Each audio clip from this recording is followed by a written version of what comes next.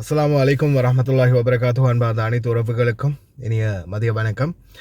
இந்த வீடியோ நேற்றைய தினம் இரவே ரெடி பண்ண வீடியோ.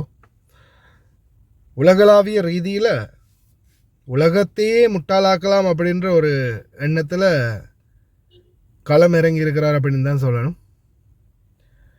ட்ரம்ப். இப்போது இந்த எப்ஸ்டீன் ஃபைல் அப்படின்ற ஒன்றை பற்றி நீங்கள் எல்லாரும் நிறைய பேர் கேள்விப்பட்டிருப்பீங்க, பார்த்துருப்பீங்க. இந்த தகவலுடைய சாராம்சம், இந்த தகவலுடைய முதல் கட்ட வீடியோ பப்ளிஷ் ஆகினது பார்த்திங்கன்னா, நான் அதுக்குரிய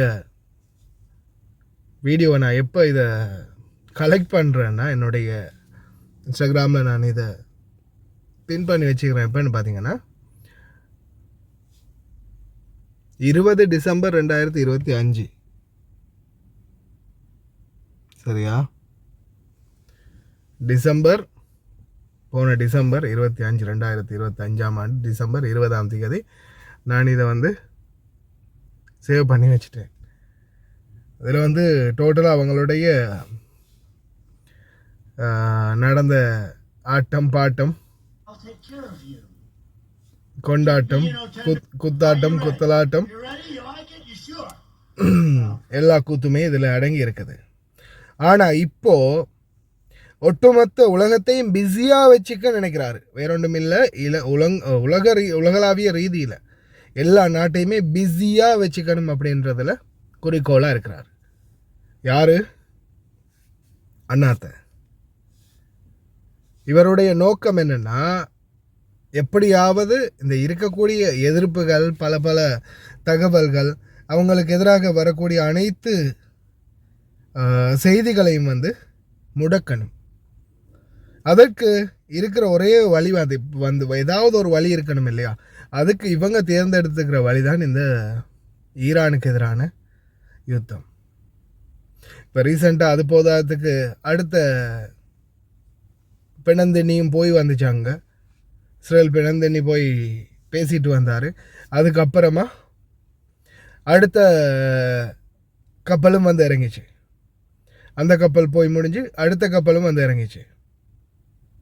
ஒரு கப்பல் போய் இறங்கின அடுத்த நிமிடத்திலேயே கொஞ்ச நாளில் அடுத்த கப்பலும் இறங்கிட்டு.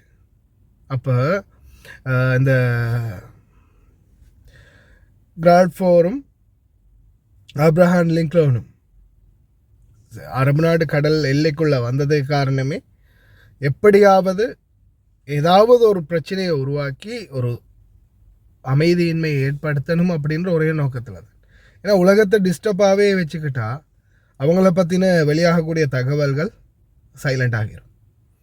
அது போதாதுன்னு இன்னொரு குட்டையை குழப்ப முயற்சி பண்ணினார். 15% டெக்ஸ். எவ்வளவு? 15% தானே? ஆமாம், 15%, 10% 15% வரியை விதிக்கிறதுக்கான ஒரு திட்டத்தை கொண்டு வந்தார். ஆனால் அதையும் பார்த்திங்கன்னா அவங்களுடைய நாட்டு உச்ச நீதிமன்றமே இல்லை, இது தவறான ஒரு முடிவு அப்படின்னு அதை தடுத்துட்டாங்க. எது எப்படியோ இப்போதைய சூழலில் பல நாடுகளும் தங்களுடைய குடிமக்களை உடனடியாக வெளியேற்றுறாங்க. ஈரானில் இருந்து தூதரகங்களை கூட இழுத்து மூட சொல்லிட்டாங்க. தூதரகங்களை இழுத்து மூடிட்டு உடனடியாக உசுரை தப்ப வைக்கணும்னா, உசுறு பிழைக்கணும்னா நீங்கள் உடனே சொந்த நாட்டுக்கு போங்க.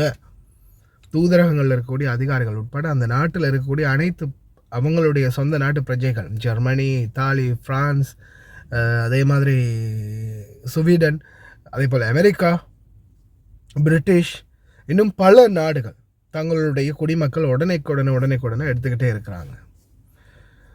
ஆனால் இந்த சூழல் ஒரு வெளிநாட்டில் குறிப்பாக அரபு நாடுகள் இருக்கக்கூடிய மக்களுக்கு ஒரு அமைதியின்மையை ஏற்படுத்தியிருக்குது.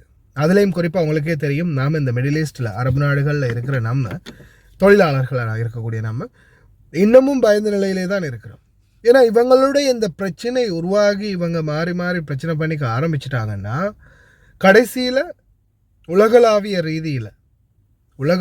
ரீதியில் மிகப்பெரிய ஒரு பாதிப்பு பார்த்திங்கன்னா சாதாரண இந்தியா, இலங்கை, சின்ன சின்ன நாடுகள் தான் அதிகமாக பாதிக்க போகிறது. ஏற்றுமதி இறக்குமதிகளில் விலைவாசிகளில் எல்லாத்துலேயுமே பாதிக்கப்பட போகுது. ஏன்னா ஆரம்பத்திலே உங்களுக்கு தெரிஞ்சிருக்கும், யமன் செங்கடல் வழியாக போகக்கூடிய கப்பல்களை தாக்கும்போது என்ன ஆயிடுச்சு, நம்ம நாட்டில் பாதிப்பு ஏற்பட்டுச்சு.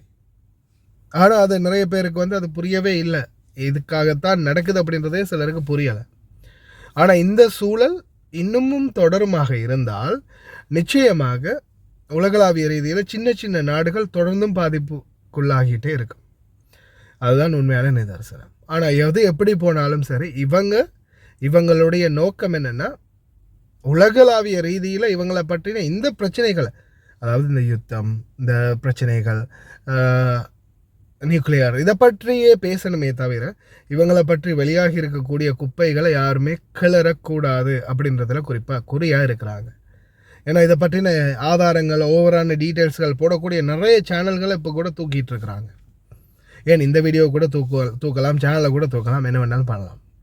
ஏன்னா இவங்களை பற்றி பேசுகிறதுக்கு நம்ம வாயை எடுத்தாலே, இவங்களை பற்றின தகவல்களை சொன்னாலே, எப்ஸ்டைன் ஃபைல் அப்படின்றத பற்றி பேசினாலே உடனே வீடியோக்கு வந்து உள்ள நினைக்கிறேன் ஒரு வேளை யூடியூப்பில் செட் பண்ணி வச்சுருக்காங்களோ தெரியலை, இந்த வார்த்தையை யூஸ் பண்ணினா அந்த வீடியோவை நோட்டீஸ் பண்ணுங்கள் அப்படின்னு ஆட்டோமேட்டிக் சிஸ்டமில் அதை பற்றி பேச்சை எடுத்தாலே இப்போ வீடியோ தூக்கப்படுது. அதுதான் நிலைமையாக இருக்குது. எது எப்படியோ நம்ம முடிஞ்ச வரையில் நம்ம பிரார்த்தனை பண்ணுவோம் இல்லையா? அரபு நாடுகளில் இருக்கக்கூடிய நம்ம உலகளாவிய ரீதியில் அனைத்து நாடுகள்லையும் அமைதி நிலவட்டும், போர் சூழல் இல்லாமல் ஒரு சமாதானமான சௌபாக்கியத்தோட மக்கள் அமைதியான முறையில் வாழ்கிறதுக்குரிய நிலைமை எல்லாம் வல்ல இறைவனை ஏற்படுத்தி கொடுக்கட்டும் அப்படின்னு நம்மளுடைய மதங்களின் சார்பாக நம்ம பிரார்த்தனை பண்ணுவோம், இறைவனை பிரார்த்திப்போம். அவ்வளோதான் பண்ண முடியும் இல்லையா? அல்லாஹ் கரீம், இறைவனுடைய நாட்டம்.